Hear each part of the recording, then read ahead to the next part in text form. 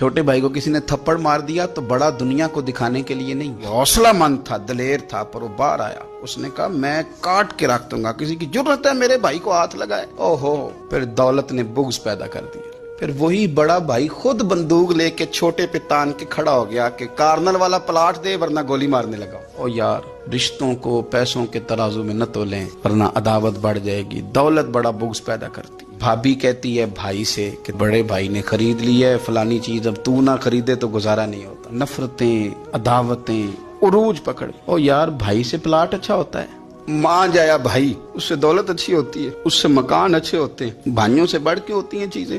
بات کو سمجھے، لیکن الجھ گئے لوگ۔ مان جائے جو کسی کو اشارہ نہیں کرنے دیتے تھے میرا بھائی ہے، پھر انہوں نے گلے کاٹنے شروع کیے، ایک دوسرے کے خلاف مقدمے کیے، عداوتیں روج پکڑ گئیں، سالوں ملاقاتیں نہیں ہوئی بھائیوں کی بھائیوں کے ساتھ۔ وجہ کیا تھی؟ دولت بغض پیدا کر گئی۔